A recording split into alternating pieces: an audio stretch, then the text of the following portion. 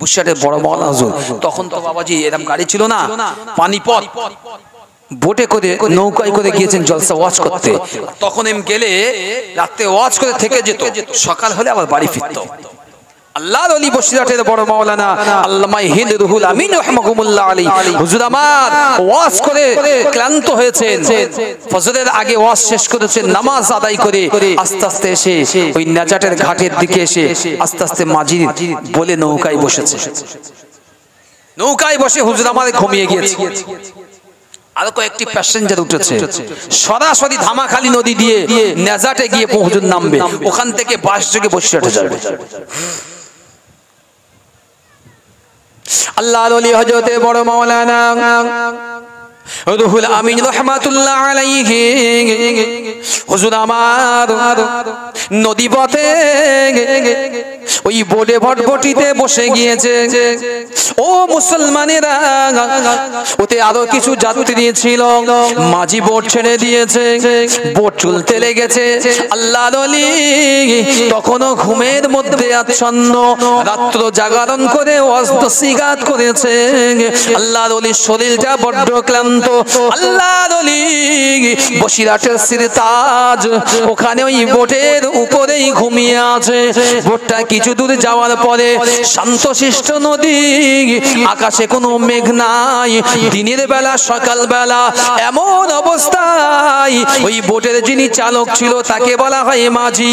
ওই মাঝি দেখতে পেল ওই দূরে থেকে নদীর এমন বড় ঢেউ আসছে, যে ঢেউটা মনে হয় এই বোটটাকে নিয়ে, সমস্ত যাত্রীদেরকে নিয়ে এই নদীতে শরীর সমাধি করে দেবে।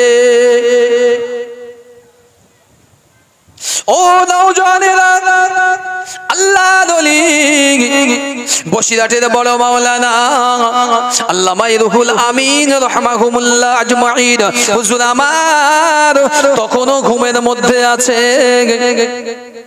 কয়েকটা ঢেউ এসে বোটে লাগে, যাত্রীগুলো এমন করে লাফায়, বোটও এমন করে পানির সাথে লাফাতে থাকে। যাত্রীগুলো চিল্লি দিয়ে বলতে লাগলেন, ও মাঝি ভাই, আমাদের গন্তব্যে পৌঁছে দিতে হবে না, আমাদেরকে নিয়ে এই যে কোনো একটি কিনারায় নিয়ে যান, যে কোনো একটি কিনারায় বাঁধ দেখে নিয়ে যান, সেখানে নিয়ে গেলে আমরা নেমে যাব, আমাদের জীবনটা রক্ষা পাবে। ও মাঝি ভাই, আমরা আমাদের গন্তব্য যেতে চাই না, আমাদের জীবন নিয়ে টানাটানি পড়ে গিয়েছে ভাই, আমাদেরকে গন্তব্যের দিকে নিয়ে চলো। ও নওজওয়ানেরা, কিন্তু না না, মাঝি নিয়ে যাচ্ছে বোট, কিন্তু যাওয়ার সাধ্য নাই, বড় বড় বড় বড় ঢেউ আসছে, মাঝিও চিল্লি দিচ্ছে, হায় হায়, এমন তো আমি আমার জীবনে আজ 13 বছর হয়ে গেল এই রুটে নদী পথে আমি যাতায়াত করি, মাঝি আছি, এমন ঢেউ তো অসময় কখনো আমি মাঝি দেখিনি। কি সর্বনাশ, 13 বছর আমি বোট চালাচ্ছি, কিন্তু এমন ঢেউ আমি দেখিনি। কি ব্যাপার? এমন সময় বিরাট উঁচু একটি ঢেউ এসে হাজির হলো।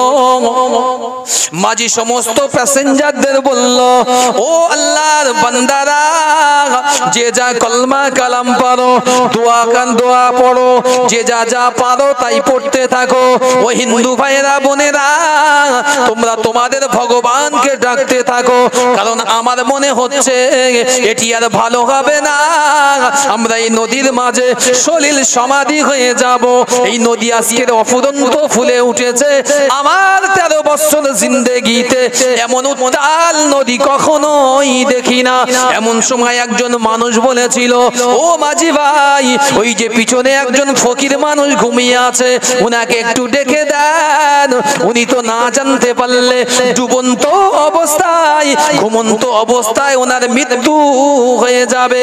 ওই সময় মাঝি ভাই বলেছিল, ও ফকির সাহেব, উঠে পড়েন, উঠে একটু দেখেন, আমাদের নদী যেন আমাদের গ্রাস করতে আসছে। মাঝি ডাকছে, হুজুর উঠেন, হুজুর উঠেন। আল্লাহর ওলি হুজুর তখন শুয়ে আছে। মাঝি যখন বারবার ডাকছে, তন্দ্রা চেতনা ফেলেছে। আল্লামা হিন্দ দেখলেন বড় বড় ঢেউ। মাঝি বলছে ফকির সাহেব কিছু থাকলে ধরে বসে, আর যা জানেন তাই কলমা কালাম পড়েন, বাঁচার কোনো আশা নেই। আমি তো 13 বছর যাবত দেখছি এখান থেকে রোজ প্যাসেঞ্জারি করি, আমার প্যাসেঞ্জারি বোট, এমন আমি দেখিনি। তাই আপনি চিন্তা করেন কি করবেন। ও সোনার মানিক, আল্লাহর ওলি ওই সময় মুচকি হাসি হেসেছিলেন।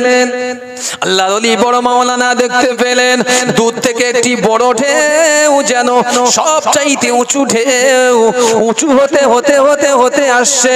আল্লাহর ওলি মুচকি মুচকি হাসতে লাগলেন। আল্লাহর ওলি জামাটা একটু গুটিয়ে নিলেন, নিজের ডান হাত মোবারক, আল্লাহর ওলি বসিরহাটের বড় মাওলানা হুজুর আমার নিজের ডান হাত মোবারক ওই বোট থেকে পানির মধ্যে দিয়ে দিলেন। নিমেষের মধ্যে দেখা গেল ওই ঢেউটি পুনরায়, নদী যেমন শান্ত ছিল, পানিতে হাত দেওয়ার সাথে সাথে আল্লাহর ওলির হাত মোবারক যেই না পানিতে পড়েছে, নদী তার সমস্ত রাগ উজাড় করে দিয়ে পুনরায় নদী শান্ত স্বভাবের মতো হয়ে গেল। আরো জোরে বলেন সুবহানাল্লাহ।